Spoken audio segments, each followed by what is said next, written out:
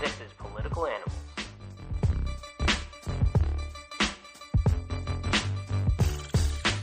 Hello everyone, and welcome to Political Animals, the news and opinion segment of Commoners Podcast. In this week's editorial, Adam will be giving an update on the Dutch elections and the status of the Scottish referendum. But first, let's get to some news from the US. I really only have two stories for you today, both about some specific Trump policies I wanted to get into. First, the Congressional Budget Office scored the new Republican healthcare bill, the American Healthcare Act, and the results are not good. According to the CBO report, the Republicans' bill would result in 14 million people losing insurance coverage next year. The office's long-term projections for insurance coverage were awful as well. By 2026, the number of people losing insurance would rise to 24 million people. Per the report, if the Affordable Care Act were to be left in place, only 28 million people would lack insurance by 2026, but under the American Healthcare Act, that number will be a staggering 52 million. And despite the fact that new Health and Human Services Secretary Tom Price said that nobody would be worse off financially with this new plan relative to Obamacare, the CBO report emphatically proved him wrong. The Republican bill would make the lives of older, sicker people on the individual market considerably worse, with premium subsidies being slashed as much as 80% and insurers being allowed to charge them much higher premiums. According to the Wall Street Journal, quote, a 62-year-old currently earning about $18,000 a year could pay nearly $20,000 annually to get health insurance coverage under the House GOP plan, compared with about $760 a year that person would owe towards premiums under the Affordable Care Act. Paul Ryan's response to this news was to say he was, quote, encouraged, which was strange phrasing in my opinion. He cited the fact that premiums will actually go down under the GOP plan, and that is technically true. However, the premiums are only going to go down for young, healthy people like myself. Unfortunately, for older, sicker people who need the insurance and need it at an affordable cost, their prices are going to go through the roof, with insurance companies being allowed to charge them 5 times as much as they charge me. And, as I mentioned, with the premium subsidies being slashed dramatically, we can expect that the people who need the most help to get the least help out of this bill. In other news, Trump unveiled his budget blueprint on Thursday, and this is more or less to offset the increases in defense spending. The president is proposing $54 billion in cuts to large parts of the federal government and popular programs big and small. It's a comprehensive list of cuts, so I'm going to go through it one by one. With only the Department of Defense, Homeland Security, and Veterans Affairs getting a boost, virtually every other agency will see some sort of funding cut. The Department of Health and Human Services, which is responsible for implementing Obamacare and the proposed repeal, would have its budget slashed by $12.6 billion, a 16.2% decrease. The Environmental Protection Agency will be cut by $2.6 billion, which is a whopping 31% of its budget. The State Department would be cut by $11 billion, which is nearly 29% of its budget. The Labor Department will be cut by $2.5 billion, which is about a fifth of its budget. Agricultural Department will be cut by $5 billion, again, about a fifth of its budget. U.S. Army Corps of Engineers will be cut by $1 billion, which is a 16.3% cut. National Institutes of Health spending will be cut by $5.8 billion, which is nearly 20% of a cut. The Department of Commerce will be cut by nearly 16%, Education by nearly 14%, Housing and Urban Development by 13.2%, and Transportation by nearly 13%. Outside of that, individual programs will also be cut that are supplied by these agencies. The USDA Water and Wastewater Loan Program will be cut by almost $500 million. $250 million will be cut by zeroing out the National Oceanic and Atmospheric Administration's grants and programs to support coastal and marine management. This will also affect accurate weather reporting by the NOAA. The Department of Education will have 20 programs eliminated, including striving readers, teachers' quality partnerships, and impact aid support payments for federal property. These are, again, programs that would mostly benefit the poor. It cuts FEMA state and local grant funding by $667 million. It would eliminate funding for Section 4 capacity buildings. It would cease payments to the United Nations climate change programs for the Green Climate Fund. It would scale back funding for the World Bank by $650 million. And it would also stop funding the Clean Power Plan. Programs that will be completely eliminated entirely. The 21st Century Community Learning Centers program, which supports before and after school programs and summer programs, will be just completely eliminated. Research into clean energy will be cut. The African Development Foundation will be eliminated. Appalachian Regional Commission will be eliminated, among many others. The Community Service Block Grants under the HHS will be eliminated. Community Development Financial Institution Fund Grants under the Treasury will be eliminated. The Corporation for Public Broadcasting will be eliminated. The Economic Development Administration will be eliminated. The Essential Air Service Program, eliminated. Global Climate Change Initiative, eliminated. Great Lakes Restoration Initiative, eliminated. The Chesapeake Bay Funding, eliminated. The Institute of Museum and Library Services, eliminated. Low Income Home Energy Assistance Program, eliminated. Minority Business Development Agency, eliminated. The National Endowment for the Arts and the National Endowment for the Humanities, eliminated. NASA's Office of Education, gone. Neighborhood Reinvestment Corporation, gone. State Energy Program, gone.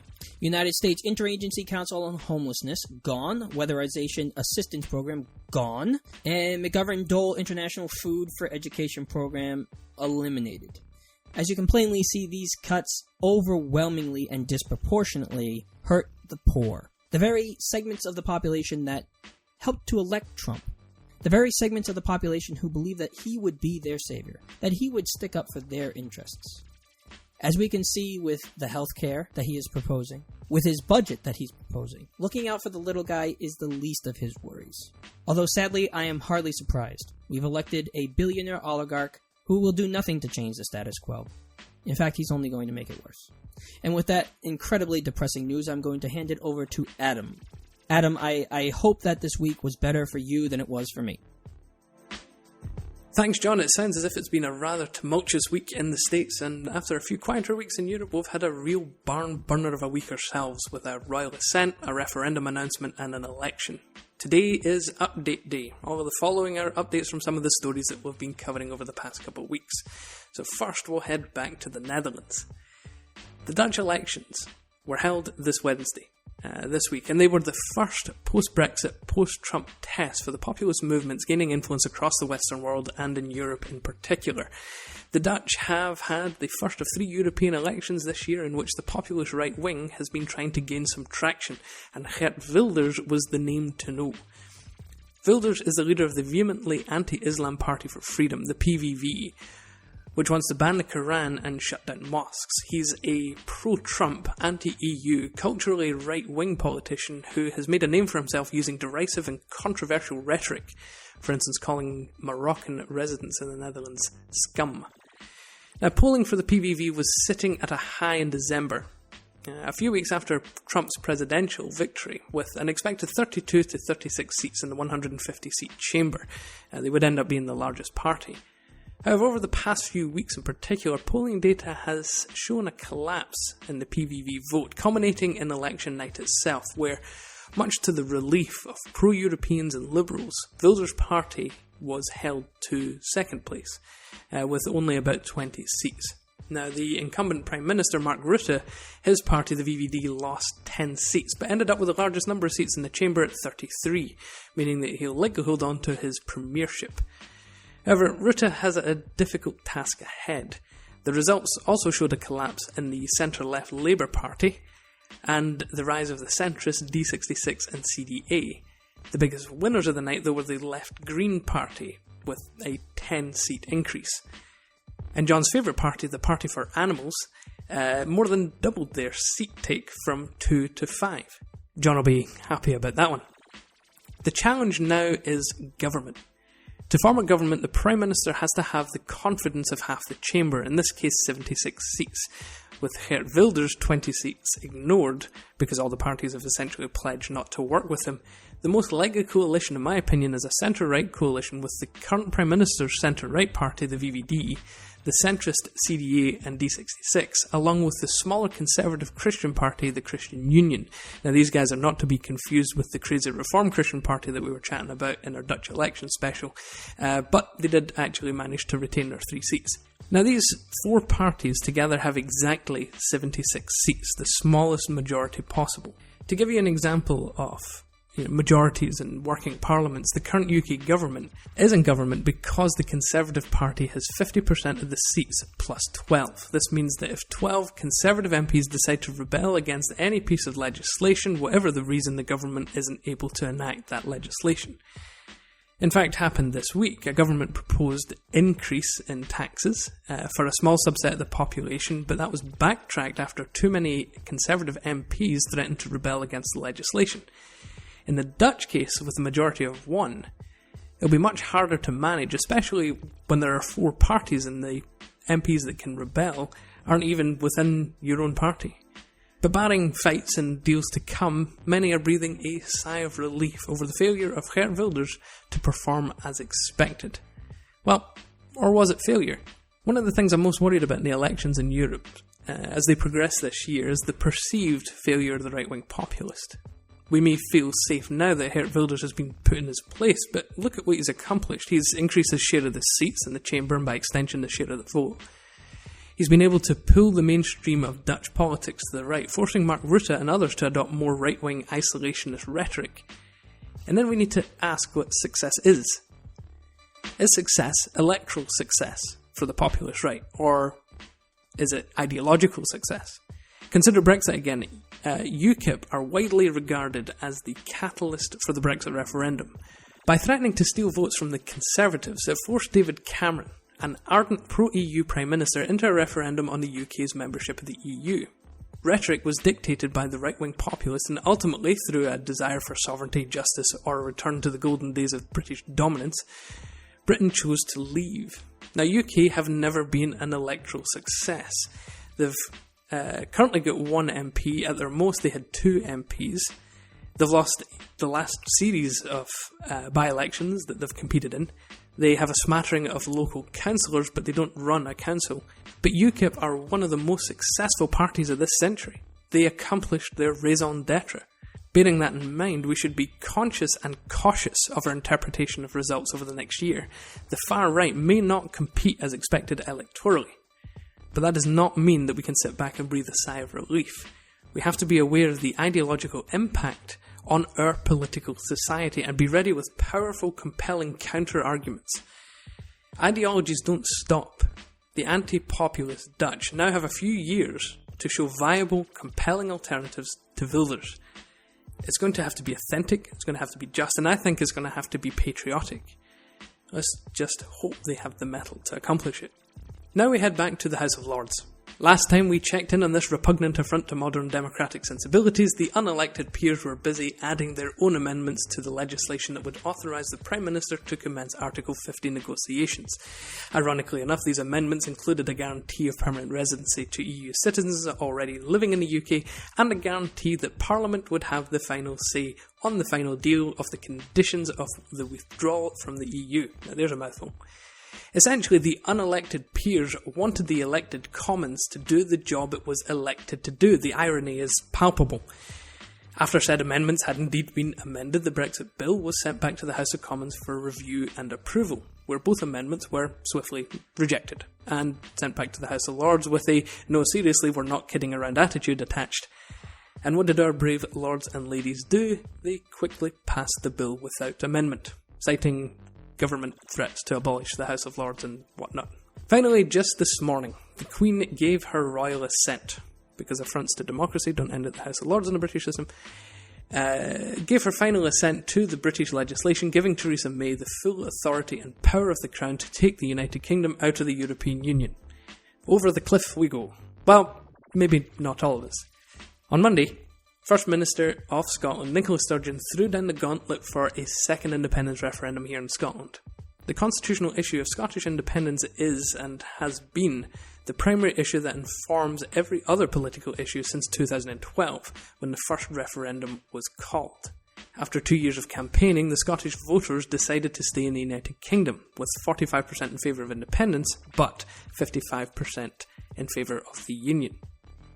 Even with the will of the Scottish voters settled, quote-unquote, the issue of independence has never really gone away. Fast forward a couple of years to June 2016, and the UK has just voted to leave the European Union with 52% in favour, 48% against. Meanwhile, in Scotland, voters decided that they wanted to remain in the EU, 62% to remain, 38% to leave. And on that basis, the Scottish Government has asked for a second independence referendum. Yesterday, the UK Government has said that it will deny permission to hold a second independence referendum. Now, admittedly, this is my disclaimer, I find it very difficult to remain neutral on this issue. If there is indeed any issue in politics about which I feel most passionate and most emotional, it's Scotland's independence. As I've said on this podcast in the past, there are numerous factors beyond simple identity or silly childish grudges that inform my belief that Scotland is better off on our own.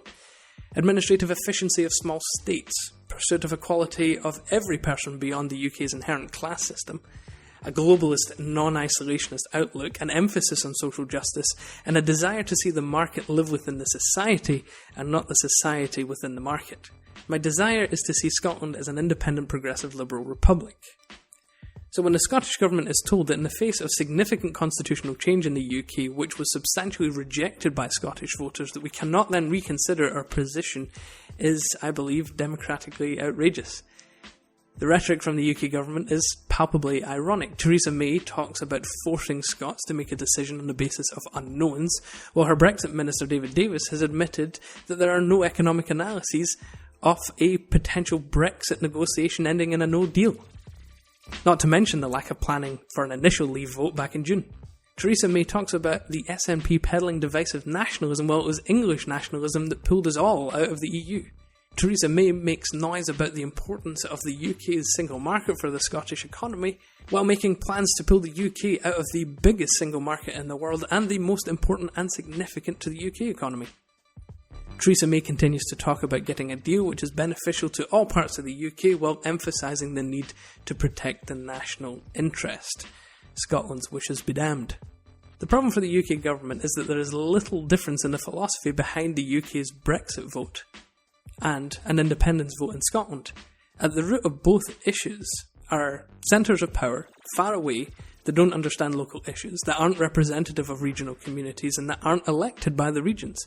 To deny Scotland a vote to remove itself from such a nation is to deny the legitimacy of the Brexit vote itself. Political wrangling should make for some interesting political theatre over the next week, considering that both the SNP and Conservative conferences are this weekend, and considering that the Scottish Parliament will likely pass legislation requesting a second independence referendum. We're all in for some interesting times again, so watch this space. Thank you very much for listening to Political Animals. Political Animals is in your feed every Friday morning. Don't forget, of course, the main episodes of Commoners Podcast, which come out every second Monday. This Monday we have a very interesting discussion with Chris Gavs, a friend of ours who is a student in constitutional law and someone who tends towards the conservative side of things as well. We had a great time and a lot of fun chatting with him about the US Supreme Court and the upcoming confirmation hearings for Trump's pick for the Supreme Court, Neil Gorsuch. Finally, don't forget to follow us at Commoners Pod on Twitter for news, opinions, retweets, and more. So, thanks again, and stay informed.